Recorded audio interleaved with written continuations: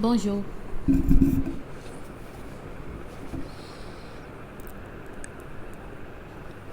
You know what? Never mind. We will not talk about that greeting. It was at this moment that he knew. He fucked up. I certainly think my room's haunted, because that's not the first time things keep falling off, even though they're like a meter into the table. Not into, onto. Anyhow, that's not the point of this video. The point of this video is to show you that I bought books again. Because, like I said in the last video, I have no self-control. I think the Debbie Ryan ear tuck is like my signature thing now, because I'll just be like, for no reason whatsoever. But that's not the point. Let's not divert. So now I'm just going to give you a haul of the books and why I bought it and what I think it's about, or if I've already read it and what I feel about it. And oh my god, I look so wonky. Okay, slay. Thank god I have my hair straightened right now, because if this was actually my curly hair, Lord knows how long it would have taken for me to settle my hair. Anyhow, okay, I think I look presentable enough. Okay, not that I care. Anyhow, let's get started onto the book haul. First things first. If the possibility of me being there every other week is 100%, because I definitely go there like it's my best friend's house. It's comforting. It's completely beautiful. It's got this vintage vibe to it, and it's like a home run business, like it's a family run business, and I think they've converted one of their houses into that, and it's just so peaceful and vibey. Love it, love them. And shout out to them for always using tote bags. Like whenever you make a purchase, they'll give you a tote bag for it. Like I love that. It's eco-friendly, it's cute, and you get a free tote bag each time. Like I have so many Luna tote bags. I think I'm just gonna start doing like customizations on each of them, so I have like different vibey ones. But again, not the point of the video. Ow. Anyhow, so let's start with the first book. I got the sequel to A Good Girl's Guide to Murder. Good Girl, Bad Blood. Second book. And considering I really love my thrillers and like crime books, I really did love A Good Girl's Guide to Murder, because it's so light-hearted, funny. Oh, honey. Girl, security. Well, I wouldn't really say it's light-hearted and funny, but it's not as dark as I'm normally used to reading books. Like, I really love it because it's nice, it's interesting. I kind of saw the plot twist.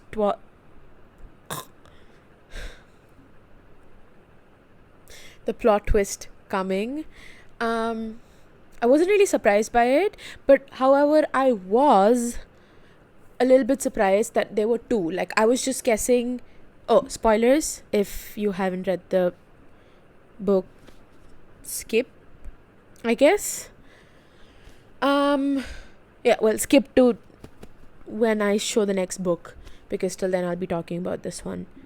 So yeah, I really did not expect Becca, fuck, I forgot the name. Well, anyways, the victim's sister and her best friend's father. Like, I just thought it's either him or her, because the multiple theories in my head were like, this guy did it and she did it. It kept switching throughout the book. I just knew those two were the possibilities. I just didn't see both of them coming together. So I think that was a nice little shift in tone. And honestly, I don't think it's as gory and gruesome as I think it is. I think the only thing that even came close to being somewhat murderous for me is that she says that his sister is still stuck in the septic tank of that old house. And I'm like, okay, that's got a little bit of true crime feels to it, because everything else was just so, like, bland. Like, I'm someone who watches true crime at 2 a.m. and, hits the bed. So it was really nice. It's just not the vibes you would hope for.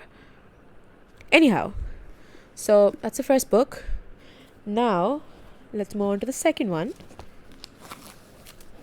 Whoop. Let's look at the bill.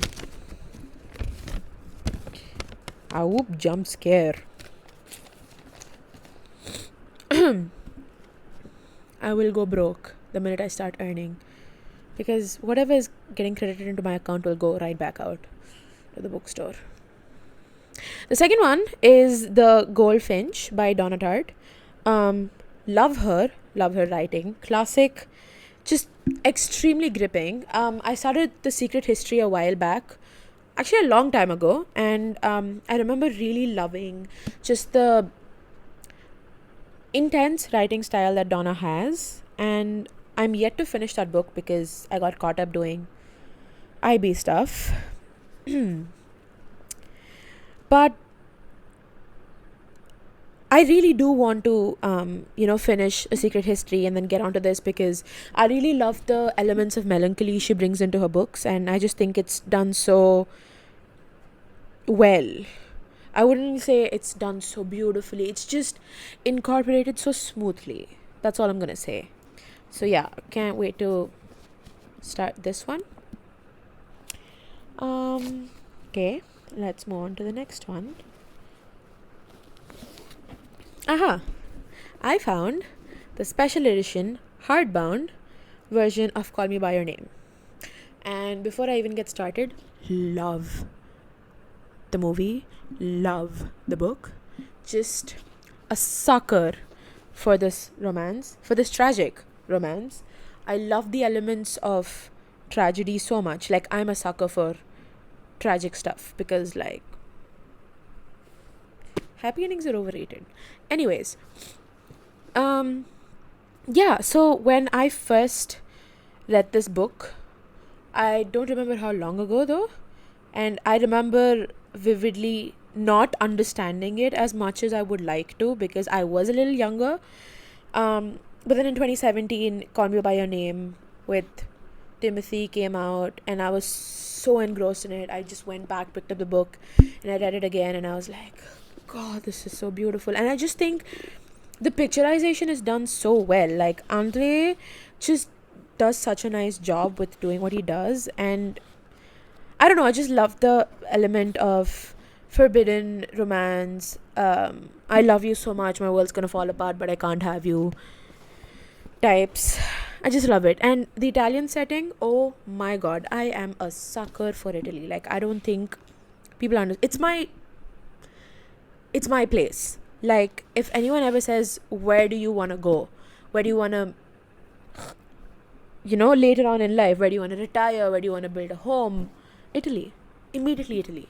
Amalfi Coast, Florence. Oh, such a beautiful place. Anyways, not the point. So that's the third book. Special edition, hardbound. Love it. Love it. I saw it and I was like, immediately, let's grab it. I'm sure it's there in one of the video clips of the vlog. Anyhow, the next one is The Song of Achilles. Again, I think it's very obvious that I love my tragic elements. I have the original version of it, but of course, I saw the hardbound and I was like,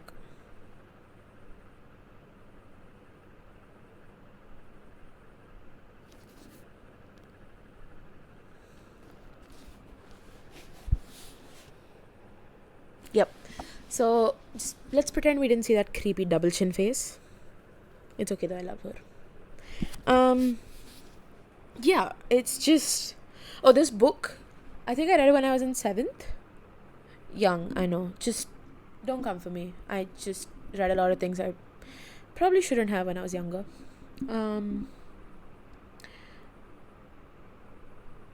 It ruined me.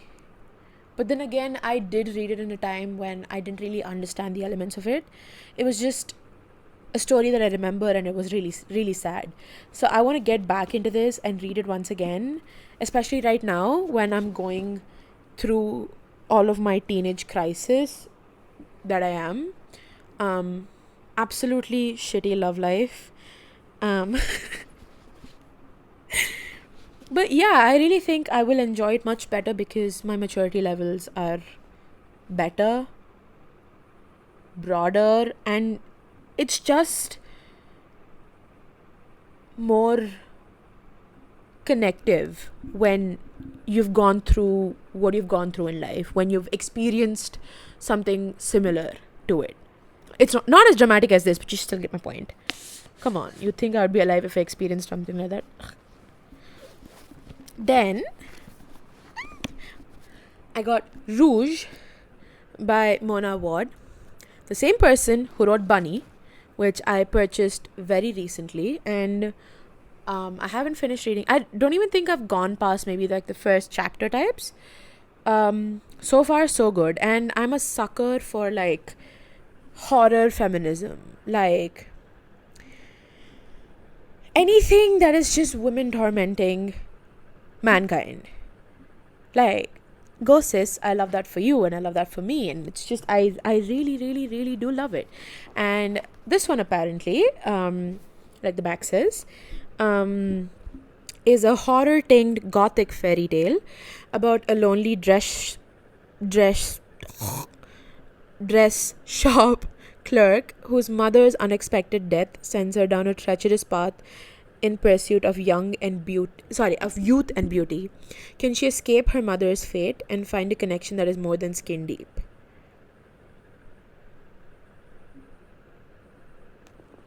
I mean, come on.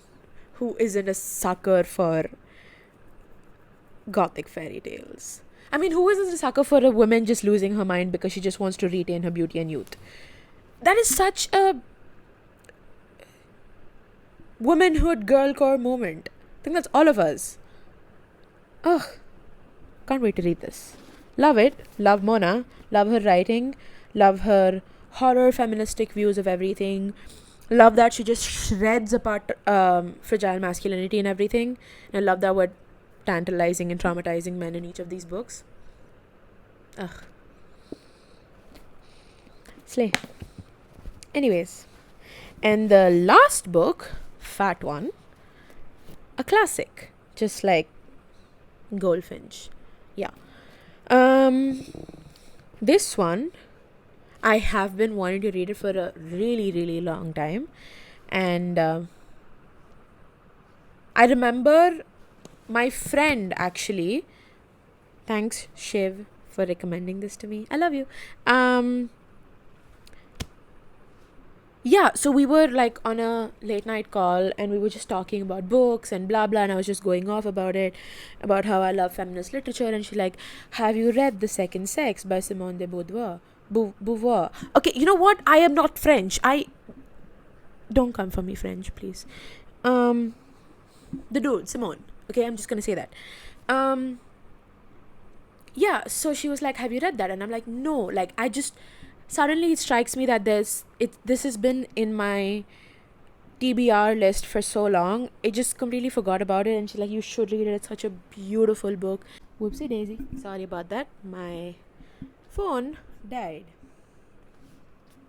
Of course it did. Back to the point. Yeah. So this is the vintage new translation version. Why am I stuttering so much? The vintage new translation version of The Second Sex, and I genuinely cannot wait to get started on this because I am like such a heartthrob for like classics. Like, I am a hopeless romantic for classics. Like, I have so much love for them, especially like feminist classics like this, and like A Doll's House, which we did at school, and I kind of ruined it for me. But still, I really love watching Victorian era men go through that change and just realize that, oh, wait, my wife isn't just a play toy. But yeah. And I think more than that, what really pulled me towards Simone's work is that one quote where it says, one is not born but rather becomes a woman. I think that's the quote. I'm not sure. But something along those lines, and it's just so beautifully done. And that is such a true statement though, and I just cannot wait to get myself into this intellectual work. It's a fat book. But if I sit, I'll finish it in a day. So it's just about time and patience. No, more so patience. It's like time and will to live, because IB is sucking the soul out of me. This is so beautifully written. Ugh. Anyways, that's the last of the book. So that's 6 books, 2 hardbound special editions, 2 classics, and 2 somewhat horror, somewhat thriller. Yeah. So that's all of them. Anyways, if you've reached till here and you've watched all of this, damn, you have some patience. But thank you for watching. I'm trying to get rich, because otherwise this addiction's got to stop and I cannot live without it. So yeah, so that was the end of like my pre-read book review segment. I don't even know what to call this. Just like a haul plus review sorts. Yeah, I'm so happy I went today and I bought these many books. Like the music that's playing in the back of my head right now, it's like happy happy happy happy happy happy happy happy. Anyways, that's not the point of it. Really just love books. I love reading, and today's buy was really worth it. Like, I think I know what I bought. Like, I truly know everything I can expect from these books, because sometimes I pick up books just because the back looks interesting or I love the cover, book lover things. If you know, you know. But Yeah, I'm glad I bought what I bought today. There were other books that I really was like, I want it, please, but I didn't get it. So, self control 101. I actually cut down from like 13 books to 6. So, that should tell you self control.